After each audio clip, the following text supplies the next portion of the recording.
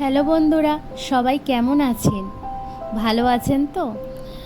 আর আমি আপনাদের জন্য সবসময় ভগবানের কাছে প্রার্থনা করি যেন আপনারা ভালো থাকেন, সুস্থ থাকেন আর আপনাদের সঠিক মনের কামনাগুলো পূরণ করে। আমিও ভালো আছি। আমি প্রিয়াঙ্কা। আমার একটা নতুন ব্লগে আপনাদের সবাইকে স্বাগত। দিনটা ছিল শনিবার। অনেক কাজের ফাঁকে আমার আর ব্লগগুলো শেয়ার করে হয়ে ওঠে না। তো সারাদিনটা কি কি করেছি সেটাই আপনাদের সাথে শেয়ার করছি। চলুন। হাজব্যান্ড চলে গেছে একটু ছাদে মর্নিং ওয়াকের জন্য, আমি বিছানাতেই একটু আড়গোড় দিয়ে নিলাম। তো উঠে অনেক কাজ, কালকে যেহেতু জামাই ষষ্ঠী, রবিবার 1 তারিখ, তো সকাল আর যাইনি মর্নিং ওয়াকে। তো সকালবেলা উঠে জানলা পর্দাগুলো খুলে, জানলা টানলাগুলো খুলে ফ্রেশ হাওয়া প্রবেশ করালাম। তো যাই হোক, হাজব্যান্ড চলে এসেছে। ও বললো একটু চা খাবে, তো লাল চা খাবে, টিফিন তেমন কিছু খাবে না। তো একটু লাল চা আর বিস্কিট দিয়ে দিলাম, সে তো খেয়ে চলে গেল তার কাজে। তো নিজের জন্য একার জন্য আর কি টিফিন করি, ঘরে ওটস বরাবরই থাকে আমার। তো ওটসটাকে একটু ভিজিয়ে রাখলাম, তারপরে কিছুক্ষণ 15-20 মিনিট ভিজিয়ে রাখার পরে এখানে কাঁচা লঙ্কা, পেঁয়াজ আর একটু গরম মশলা দিয়ে, আপনারা যে কোনো সবজি এখানে অ্যাড করতে পারেন, ক্যাপসিকাম, বিনস, গাজর, এভরি যে কোনো সবজি, মানে কি বলি, চিলা করার মতো। তো এখানে চিলাটা আমি করতে শুরু করলাম, জলটা মনে একটু বেশি দিয়ে ফেলেছিলাম জানো তো। তো যাই হোক, আমি এখানে একটা ডিম পোচ করে নিলাম। আমার চিলা কোনো দিনই গোটাই হয় না, আমার ভেঙে ছুঁড়ে একাকার হয়ে যায়। আর কি বলি, আমার কপালেরই মতো। তো যাই হোক, আমার এই ভাঙাচোরা চিলাটা দিয়েই দিনটা শুরু করি। তার আগে আমি একটু জল খেয়ে নিয়েছিলাম কাজের ফাঁকে ফাঁকে। তো এখানে নিজেকে একটু ফ্রেশ করে আর রান্নার দিকে চলে আসলাম। সকালের দিকে আমি না খুব কমই স্নানটা করি, নিজেকে ফ্রেশ করে তারপরেই আসি রান্নার দিকে, কারণ ঠান্ডা লেগে যায়, আমার মাইগ্রেনের সমস্যা আছে। তো তো এখানে রান্না করতে চলে আসলাম রান্নাঘরে। একটু হালকা পাতলাই রান্না করব কালকের, কারণ জামাই ষষ্ঠী আছে, একটু খাওয়া দাওয়া হবে। তো সেই জন্য হালকা রান্নাটাই করলাম।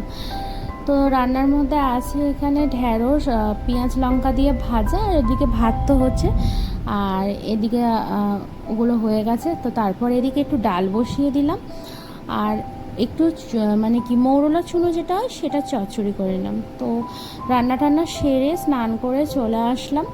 তো আজকেরও হাজব্যান্ড খেতে আসেনি, ও প্রায় কারখানাতে খেয়ে নেয়, কাজ করতে করতে আসার টাইম পায় না, কাজের চাপ থাকলে। তো নিজে নিজেই জানলার ধারে বসে খাই, আমার তো বেশ লাগে।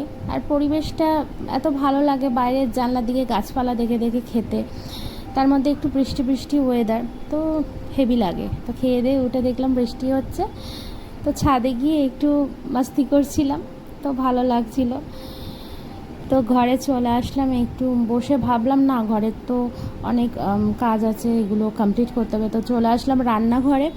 তেলগুলো অনেক দিনই ভরা হচ্ছিল না শিশিতে, সেটা ভরে নিয়ে একটু দুপুরটা রেস্ট নিয়ে, তো বিকালের দিকে একটু সন্ধে টন্ধে দিয়ে আর চা করতে চলে আসলাম। আজকে আর দুধ চা খাচ্ছি না, কারণ একটু অ্যাসিডিটি হচ্ছে, মনে হয় চুনো মাছটা খেয়ে অ্যাসিডিটি হচ্ছে।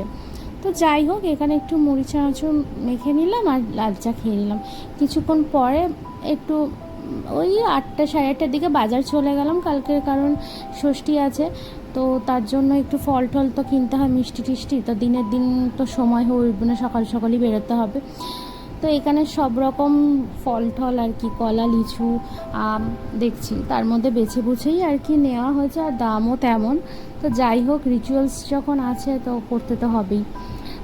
তো ওদিকে ফল টল মোটামুটি আমাদের নেওয়া হয়ে গেছে। আর এদিকে চলে আসলাম মিষ্টির দোকানে। মিষ্টি দেখে আর কি কোনটা নেবো আর কি ঠিক করতে পারছি না, মানে এত ভ্যারাইটি মিষ্টি, তো কি নেওয়া যায়। তো এখানে দেখতে দেখতে হাজব্যান্ড বললো যে দেখলে হবে, একটু তো খেতে হবে। তো আর আমি একটু বেকড রসগোল্লা খেয়ে নিলাম, তার মধ্যে বাছাই চলছে। তো কি কি মিষ্টি নেব, এইটা হচ্ছে চলে গেল, ওই দেখাচ্ছিলাম ওখানে জামাই ষষ্ঠী লেখা মিষ্টিটা, এই যে হলুদ ওপরে বর্ডার করা। তো কি কি মিষ্টি নেওয়া হলো বেছে বুঝে আপনাদেরকে জামাই ষষ্ঠীর যে ব্লগটা আসছে সেখানেই দেখাবো। তা আমরা বেরিয়ে পড়লাম। আর রাস্তায় তেমন ভিড়, শনিবার তো ছুটির দিন, সবাই বাড়ি যায়, আর বৃষ্টিও হচ্ছে আর প্রচুর ভিড়ও। আজকের ব্লগটা এখানেই শেষ করছি, টাটা, আবার পরে দেখা।